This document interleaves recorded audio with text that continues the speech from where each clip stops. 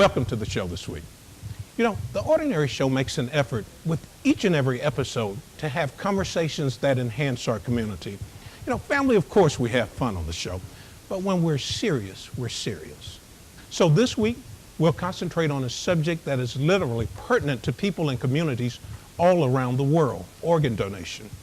Our guest on the show today is registered nurse, writer, and community activist Sheila Taylor.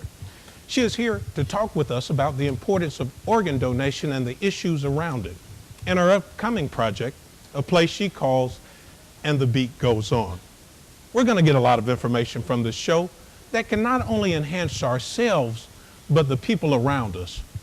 Sheila Taylor up next. It's The Ordinary Show.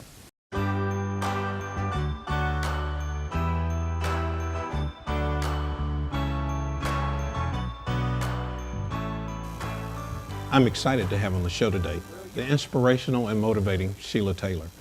A registered nurse for over 20 years, she is now with one of the most respected research hospitals in the country, Emory University Hospital, Midtown.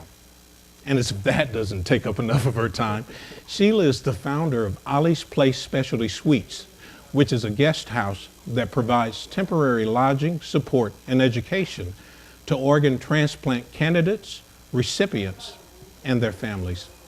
In addition to that, Sheila is a playwright and community activist that has already written and produced 2 plays and is here today to talk about her newest play, And the Beat Goes On. It's a privilege to have on the show today Sheila Taylor. How are you today? I'm great, thank you. Well, I tell you, I'm just trying to see how you have the time to do it. It's enough to keep my daily life organized. Sheila, what drives you and your passion to do this?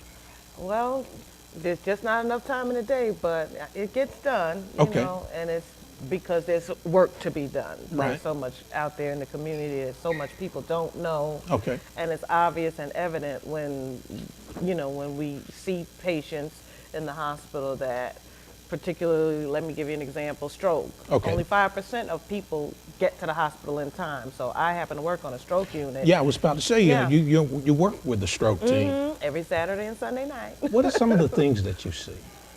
Well, we see a lot of people that high blood pressure caused them untreated, or maybe they skipped a few doses of medicine or what have you. Okay. And this blood pressure, you know, climbs to them having a stroke or a near stroke, and then they wind up in one of our beds. You know, I've actually seen some people that have strokes that overcome it. And one of the things that I've always wondered was that, what are the particulars, what are the factors in one person surviving a stroke and fully overcoming it, and one being paralyzed for the rest of their life or even death? Well, that's a good question, Clarence, but there are 2 types of main strokes that people need to be aware. You know, we have the bleeding stroke, which is the hemorrhagic stroke, and an ischemic stroke. And that's when there's like a clot or something. 89% of strokes are caused by an ischemic stroke. Okay. And that's the one that if we act fast, get to the hospital in a timely manner, within a 3-hour window, we can administer new medication. It's not that new, but it's new to the stroke world. And we can actually get that medicine into a person, and they can pretty much have a good chance of a full recovery, or not so much the recovery, but the paralyzing effects, that the debilitating effects that a stroke leaves you with. I got you. Well, let me see. One of the things I read that drives you is that you want to serve as a champion to the underserved. What do you mean by that? Again, those people that come to the hospital that haven't been necessarily following up with clinic visits or going to the hospital because of lack of insurance, or, well, thanks to, you know, now we have insurance, we have more insured, but people shouldn't be afraid to use that insurance now. They need to know and come on to the hospital, go to the doctor's office and get the visits. Okay. Now, you said that people are scared of the healthcare system. What do you mean by that? Well, there's There's still a lot of mistrust in the community as far as healthcare and the community. So people are either afraid that A, they're going to be waiting forever to be seen. Okay. B, that they're going to be told something they don't want to hear. All right. A lot of times that's a big part of it. People don't want to hear that, oh, you may have what the next door neighbor got, or I have symptoms. So they go online. A lot of people Google stuff, go online. Okay. And self-medicate, self-treat. Okay. And these things go untreated. Breast cancer goes undetected. Colon, prostate cancer in the male population go untreated because everybody doesn't want to hear the truth. Okay. But early detection is the key in so many different things that are taking our lives. And so I have a passion to go out in the community and educate in our community. Right, When they right. get the headache 3 days or a week and they want, something to fix it. And you'll find out, oh, he's got blood pressure 179 over 100. Right. That needs to be treated and dealt with immediately. Right. And that's the person that probably already has some kidney problem or damage, Now, which when you- throws us onto needing Exactly. dialysis Monday, Wednesday, Friday. Well, and that brings up an interesting point, because one of the major things that brings us to, that actually brings us here, is your passion for organ donation. And some of the things that you've seen. Talk to me a little about some of the things that you've seen as far as organ donation, and then the importance of being an organ donor. Okay, so what I've seen is we have a population of people that need organs, and currently there's over 120,000 people on the waiting list nationwide, over 3,000 just here in Georgia, waiting for life-saving organs: heart, kidneys, liver, pancreas, and you can survive waiting for a kidney, barring you don't have any complications, because you can live on dialysis. But we have people that need a heart or liver, and that's my passion, because my mom passed waiting on a kidney. She was on that list waiting, and that's Ollie's place. That's where that Well, came. I was just That's about where to that say, came from. speaking- That's where that came from.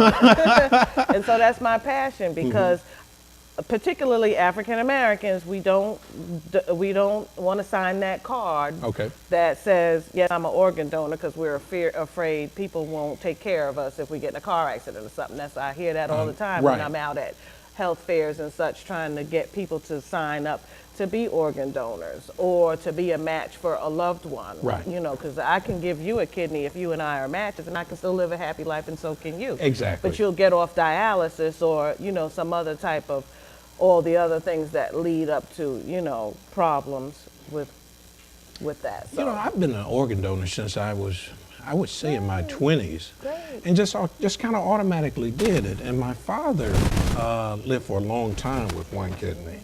But he was very strong man. So I've always thought it was an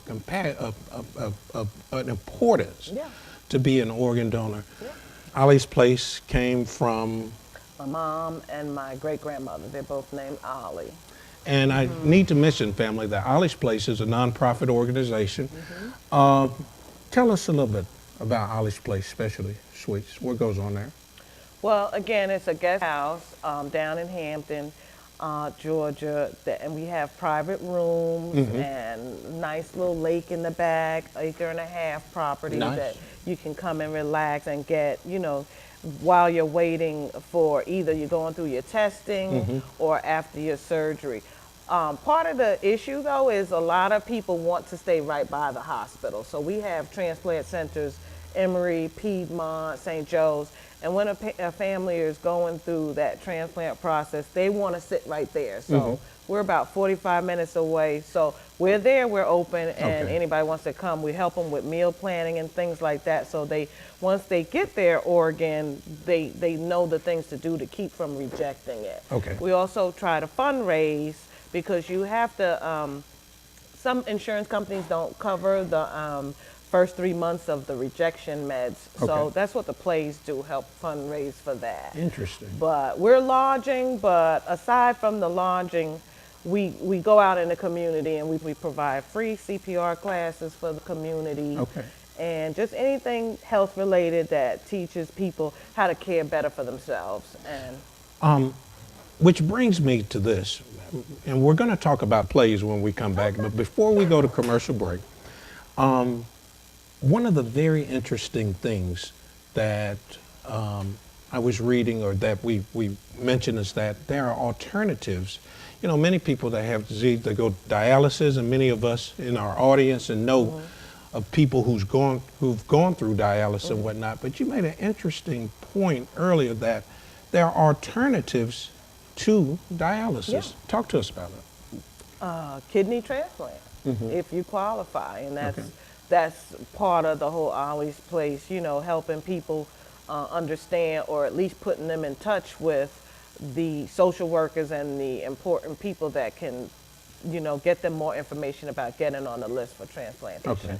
Because a lot of people don't know, or they don't think they qualify. Okay. Some people don't, but there are circumstances that can get them to qualify, like having a support system at home, having, you know, that available funds to have the anti-rejection medications paid for, and having somebody taking them back and forth to the clinic. Because once you have your surgery, you have to go, you know, frequently back to the transplant center. Okay. Some people don't have transportation. That's something Ollie's Place will provide. Gotcha. These are different things and resources, and just kind of like a networking of resources. Okay then. So someone that's looking at the show today, in our Ordinary Show family, if they're going through dialysis and whatnot, the alternative would, if they don't think they have a kidney if they think they could qualify for a transplant or whatnot, how would they go about trying to do that? They should initially first talk with their social worker at their center. Okay. The DeVita Center and the Dr. Howard and all those great folks out there in the nephrology community. Okay. They work with the patients, and I'm hopefully thinking they're talking to them about that option. Okay. Even with dialysis, there's more than just conventional Monday, Wednesday, Friday, or Tuesday, Thursday sitting on the chair. You can go home with home hemodialysis, or you can do it at night at one of the centers. There's peritoneal dialysis, so you can live your life during the day and then kind of rinse out at night. It's not a death sentence. Right. You can live, but the greatest thing is getting that gift of life, and that's through transplantation. Donate life, folks. Become an organ donor. Don't be afraid of it, because we're going to do everything we can to take care of you. I tell you, you're such an inspirational person, even a registered nurse. When we come back, we're going to talk about the other side of Sheila Taylor. We're going to talk about the plays and the writer. Great. Join us. This is an interesting conversation. Come back and join us. We'll be right back. Welcome to The Ordinary Show. I'm your host, Clarence Blackshear. Thank you for joining us today. The reason I wanted to do this show is because we wanted to recognize ordinary people in our communities that are doing extraordinary things that often go unrecognized. In this format, we'll get to see those people as they enhance our communities. We'll have artists, performers, politics, and we'll have substantive conversation, even with a laugh or two.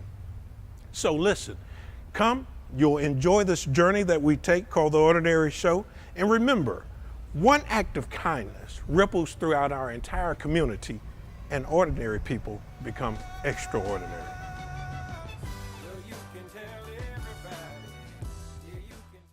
Welcome back to The Ordinary Show. You know, again, we're doing our segment today on organ donation, which is an extremely serious project.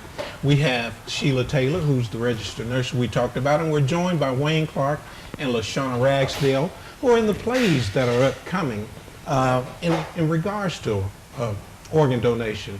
Sheila, tell us the base reason for why we're doing these plays. We're doing the plays to educate our people, the community, and to promote the need for more people to become organ donors. That's really it in a nutshell.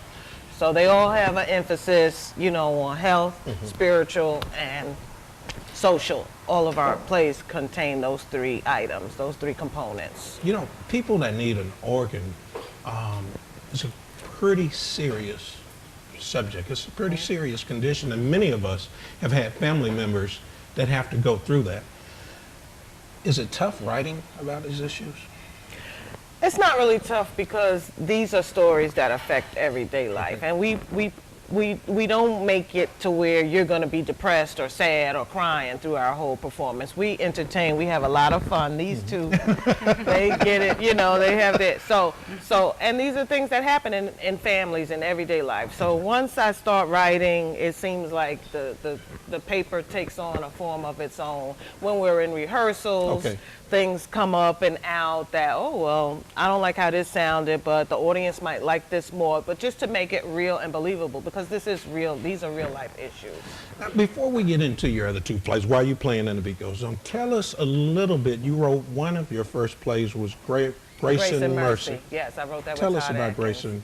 Grace and Mercy dealt with, that one dealt with domestic violence. Which is also a serious issue, and I'm glad it's now getting, you know, the national attention that it deserved years ago. And so many women are still affected by that. And so, again, these plays help people see, I'm not in this alone. Oh, that happened to this person. Right. Oh, you know, and it gives solutions also. We don't just bring out the issue and leave you hanging. We have health fairs at the beginning of each of our plays. So this play, we're going to have blood pressure, cholesterol screening, vision screening. We got the Jonesboro Lions Blood Club coming in. And of course, I'm co-hosting this particular play with House of Dawn, and that I'm on the board of directors of them. And we deal with teen pregnancy prevention. And that's why it's coming out in May to promote teen pregnancy prevention. Now, LaShawna and Wayne, you guys play husband and wife on screen. On screen. and you all were in Why You Playing? Yes, sir. What was it Why You Playing about? Well, Why You Playing dealt with several different issues. The main issue had to do with absentee fathers. Okay. And so in the play, we were kind of having some family discrepancies and some issues. LaShawna, you didn't slap him, did you? I wanted to. Well, she was actually the villain in that one. Yeah, she actually kicked me out in that play. Oh, okay. And so, of course, as a result, our son in the play, Josh, who's actually my real son, you know, he felt betrayed because his father was no longer around. Okay. And so, of course, a lot of young men feel betrayed because their fathers are no longer around, not really understanding the whole concept and the whole dynamic of what really goes into, you know, into those fathers not being there. Exactly. You know, sometimes it's not always the fathers don't want to be there. You know, it comes with other issues. Which brings up an interesting point from the perspective, LaShawna, of the other side of that is in your role. Tell us about that side of it. Well, I was pretty much chasing a dream. Okay. As many women, when you become successful, you know, want a paper chase. You want to keep reaching higher. But I was reaching higher for the wrong things. I was pretty much getting swindled and, you know, not knowing that the man at home, you know, who was the father and a very supportive husband, you know, I just failed to look at that anymore. And I just wanted to continue, you know, looking elsewhere to get my millions. And that happens And it happens in a lot of families. And the domino effect. Yeah. And it affects everyone. It not only affects the children, but it affects the peripheral family also. Your newest project, and each one of your plays, I'm always fascinated about it, but I'm even more fascinated about this newest one, And the Beat Goes On, which is coming up pretty soon. Yes. Tell us about it. What inspired you for that? Well, that's the sequel. I was actually asked by someone after seeing Why You Playing if I could write another one specific to just organ donation. And it's kind of hard to do because there's other topics that also revolve around that. So I began writing immediately. Okay. And it's taken 2 years, and it has evolved into organ donation, teen pregnancy, bullying, hazing. It's a bunch of stuff in there, but it's going to keep you on your seats. It's going to keep you laughing. You're going to cry some. I'm not going to tell that lie. Okay.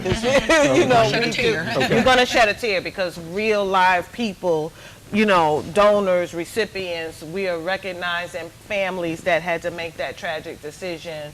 And we're also celebrating those that that get to live as a result of that gift of life. Okay. But we do have, as I said, musicians, artists. Two of my sons' music you'll hear. Okay. And Wayne Jr., he's the son that's been in both plays, Okay. their son on stage, and he's a gospel hip-hop artist, lyricist, and he'll be performing as well. Okay. And so we just got a whole bunch of talent. Our clothes are designer made by the Wilburn sisters. Oh, nice. And again, you'll meet Dawn and the whole House of Dawn crew. Okay. So come on out, because we got the health fair. Okay. We got a marketplace. We got some nice handbags Okay, and all right. jewelry, and of course, media thing. They're so supportive, and our whole crew and cast is outstanding. And Media thing has been outstanding and Yes, for a long yes, time. yes. We did their shoe drive a couple of weekends ago. Okay. You know, giving the shoes to the homeless in Atlanta.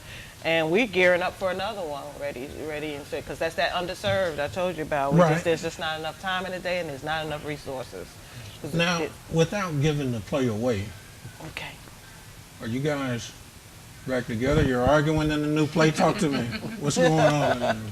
I've pretty much changed and turned over a new leaf, and Right. I'm more supportive of my husband and understand, the reasons that he's there, and so I'm trying to pretty much make the house, make Okay, the house a home again. So you haven't turned in this one, have you? No, I'm good. Actually, what happens is, Okay. without giving too much information, she realized that what she really needed was already there. Right. But Thus, that's all and I'm the gonna say. beat goes on. There you go. Thus, and the beat goes Yeah, on. for so many reasons. That heartbeat also. That heartbeat in a family. The heartbeat of someone that gets to live on as a result of that gift of life. And the beat is that music that's playing with our original music. So It's interactive. Okay. it all comes together. You guys have me excited, and I'm sure you have our family excited also. When we come back, we're going to talk about when the play is, where we can see it, how we can get tickets, all of these other good things. I appreciate you being here. Right. Come back and join us. It's only going to get good and gooder. Extraordinary. Welcome back, guys. We've learned a lot today about organ donation, the importance of being an organ donor. It affects all of our communities, and people getting involved is what makes a difference.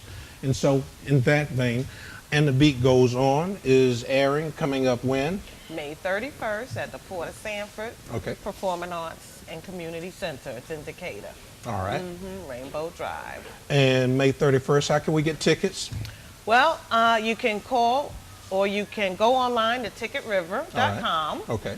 We rehearse every Wednesday at Club Sugar Bush on Tara Boulevard, where we have our dance rehearsals. I'm telling you, it's going to be a lot of fun. We got Okay. dancing, singing, we got performances. Are you we got guys dancing and acting. singing? Definitely not. We rehearsed this last Wednesday. I'm trying to get He the and I steps rehearsed. down. Yeah. So I But don't trip and fall.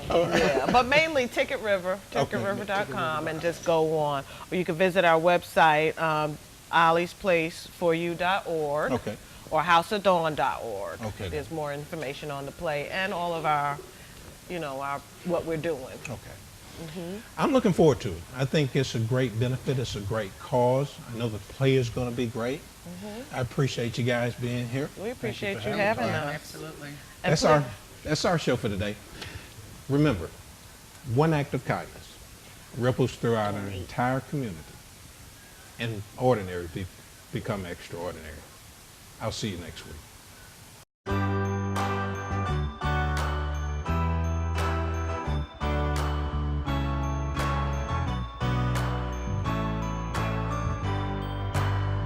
Well, you can tell everybody